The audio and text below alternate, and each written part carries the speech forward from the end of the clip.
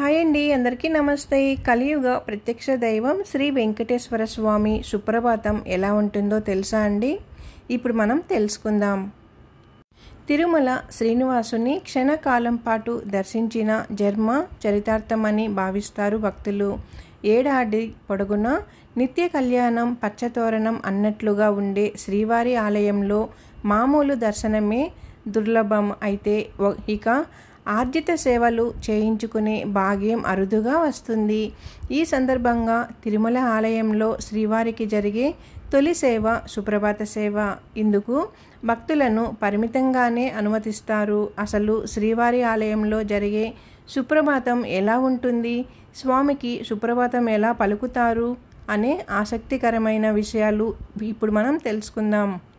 సుప్రభాతం అంటే కలియుగ దైవం వైకుంఠపతి వెంకటేశ్వరుని సుప్రభాత సేవలో కీర్తించే స్తోత్రము.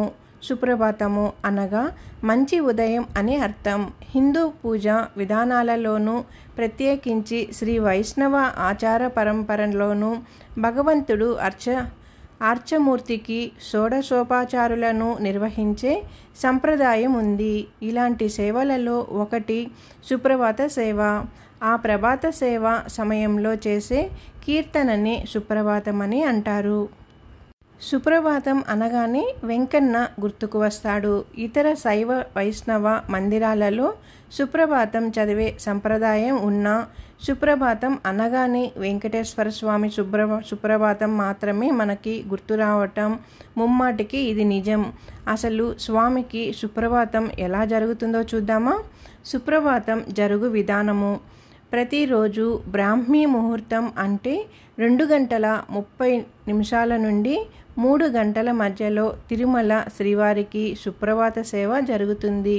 ఆ సమయంలోనే సన్నిధి గొల్ల దివిటి పట్టుకొని ఉత్తర మాడవీడిలో ఉంటున్న వైకాసన అర్చక స్వామి ఇంటికి, బేడి ఆంజనేయ స్వామి గుడి వద్దనున్న పెద్ద జియ్యంగార్ మఠానికి వెళ్ళి వారిని మర్యాదపూర్వకంగా ఆలయానికి తీసుకువస్తారట. వైకాసన ఆగమ పద్ధతిలో అర్చకులు శ్రీవారి బంగారు వాకిలి తెరవటానికి ఉపయోగపడే కుంచే కోల అనే సాధనం తాళం చెవులను ధ్వజస్తంభం దగ్గరున్న క్షేత్రపాలక శిలకు తాకిస్తారు. వారు క్షేత్ర పాలకులకు ధ్వజస్తంభానికి నమస్కరించి ప్రదక్షిణం చేసి వెండి వాకిలి దాటి బంగారు వాకిలి ముందు శ్రీవారిని స్మరిస్తూ నిలుచుకుంటారట. ఆ సమయానికి ఆలయ అధికారులు పేస్కారు శ్రీవారి సుప్రభాతాన్ని పఠించే వేద పండితులు తాళ్ళపాక అన్నమయ్య వంశస్థుడు ఒకరు తంబూరతో స్వామివారికి మేలుకొలుపు సంకీర్తన పాడటానికి సిద్ధంగా ఉంటారట. కౌసల్య సుప్రజారామ తాళాలు తీసిన తర్వాత సన్నిధి గొల్ల బంగారు వాకిలి తెరుచుకొని దివిటీతో లోపలికి ప్రవేశిస్తారట.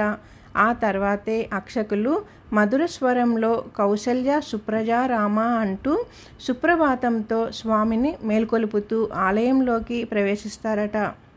మేలుకొలుపు కీర్తనలు. ఆ తర్వాత మహంతు మఠం వారు తెచ్చిన పాలు, చక్కెర, వెన్న, తాంబూలం ఉన్న పల్లేరాన్ని ఏకాంగి అందుకొని లోనికి తీసుకొని వెళ్తారు. బంగారు వాకిలి ముందున్న వేద పండితులు అక్షకులు సుప్రభాత గీతాలపాలను కొనసాగిస్తారు. సుప్రభాతంలో స్తోత్రం, ప్రపత్తి, మంగళ శాసనం పూర్తయిన తరువాత అన్నమయ్య వంశీయులు భూపాల రాగంలో ఒక మేలుకొలుపు కీర్తన గానం చేస్తారట. సన్నిధి గొల్ల తొలి దర్శనం.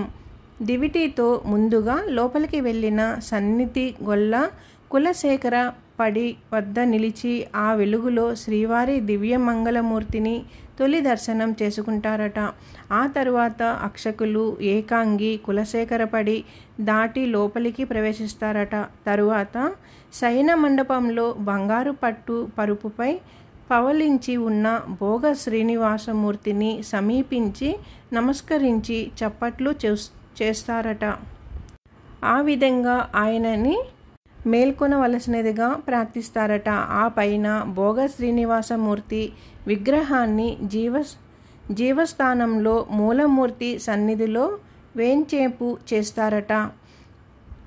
శాస్త్రోక్తంగా అనుష్ఠాన క్రియలు. ఆనంద నిలయంలో కులశేఖరపడి వద్దనున్న తెరవేసి అర్చకులు శ్రీవారికి దంతధావన ఆచమనాది అనుష్ఠాన క్రియలను సమర్పిస్తారు. మహంతు మఠం వారు తెచ్చిన నవనీతం, పాలు, చక్కెరలను నివేదన చేసి స్వామివారికి సుగంధ తాంబూలాన్ని సమర్పిస్తారట. బంగారు వాకిలి ముంగిట్లో వేద పండితులు సుప్రభాతంకు ముగింపుగా మంగళాశాసనం చదువుతారట. నవనీత హారతి.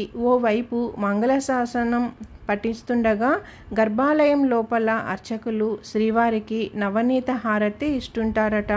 నవనీత హారతి అంటే స్వామికి తొలి నివేదనాంతరం ఇచ్చే మొదటి కర్పూర హారతిని నవనీత హారతి అని పిలుస్తారట. ఆ సమయంలోనే బంగారు వాకిళ్ళు తెరుచుకుంటాయట. శ్రీవారి దివ్యమంగళ దర్శనం పూర్వజన్మ సుకృతం. సుప్రభాతం సమయంలో శ్రీవారి పాదాలపై తులసి దళాలు, పుష్పాలు కూడా ఉండవు. భక్తులకు ఆపదమస్తకం స్వామి దివ్యమంగళ విగ్రహ దర్శనం లభిస్తుంది. అందుకే ఈ దర్శనాన్ని విశ్వరూప దర్శనం అని భక్తితో పిలుస్తారట. నవనీత హారతి తరువాత అర్చకులు గత రాత్రి బ్రహ్మాది దేవతలు శ్రీవారిని అర్చించడం కోసం మూల సన్నిధిలో ఉంచిన బ్రహ్మతీర్థాన్ని, చందనాన్ని, సటారిని తాము ముందుగా స్వీకరించి ఆ తరువాత జియ్యంగారికి, ఏకాంగిరికి ఇస్తారట. సన్నిధి గొల్లకు కూడా తీర్థం, సటారితో పాటు నివేదన పల్లెంలోని తాంబూలాన్ని అర్చకులు అందజేస్తారట. ఈ భాగ్యం సుప్రభాత దర్శన భక్తులకు మాత్రమే. స్వామివారి సుప్రభాత సేవ కోసం భక్తులు వరుసగా స్వామివారి సన్నిధికి వెళ్ళి ఆ దివ్య మంగళమూర్తిని దర్శించి తీర్థం, సటారులను స్వీకరిస్తారు. ధనుర్మాసంలో సుప్రభాతం ఉండదా అనేది తెలుసుకుందాము. అయితే ధనుర్మాసంలో మాత్రం శ్రీవారికి సుప్రభాతం గానం ఉండదు. సుప్రభాతం స్థానంలో ఆల్వారులలో ఒకరైన ఆండాల్ తిరుప్పావై పాసురాన్ని గానం చేస్తారట. ఇతర మాసాలలో భోగ శ్రీనివాసమూర్తి ఏకాంత సేవలో భాగంగా వహించగా ధనుర్మాసంలో మాత్రం శ్రీకృష్ణస్వామి విగ్రహం ఏకాంత సేవలో ప్రాధాన్యం సంతరించుకుంటుందట. ఓం నమో వెంకటేశాయ. ఓం నమో వెంకటేశాయ. ఓం నమో వెంకటేశాయ. పైన తెలిపిన వివరాలు కొందరు నిపుణులు వివిధ శాస్త్రాలలో పేర్కొన్న అంశాల ఆధారంగా అందించినవి మాత్రమే. వీటిలో అన్నింటికీ ఆధునిక శాస్త్రీయ ఆధారాలు లేకపోవచ్చుననే విషయాన్ని పాఠకులు గమనించాలి. దీన్ని ఎంతవరకు విశ్వసిస్తారో మీ వ్యక్తిత్వాన్ని బట్టి, మీ నమ్మకాన్ని బట్టి వదిలేస్తున్నాము. ఇదండి శ్రీవారి సుప్రభాత సేవ గురించి ఇప్పుడు మనం కొంతవరకు తెలుసుకున్నాం కదా. ఇది ఎంతవరకు నిజమో అబద్ధమో తెలియదు, కానీ నాకైతే ఒక భక్తి ఛానల్లో అయితే ఇది కనిపించింది. ఎంతవరకు నిజమో తెలియదు. మీలో ఎవరికైనా దీని గురించి ఇంకా క్లియర్గా తెలిస్తే కానీ నాకు కామెంట్ చేయండి. వీడియో నచ్చుంటే కానీ ఛానల్ సబ్స్క్రైబ్ చేసుకోండి, లైక్ ఇవ్వండి. ఓం నమో వెంకటేశాయ. గోవింద గోవింద, గోవింద గోవింద, గోవింద గోవింద.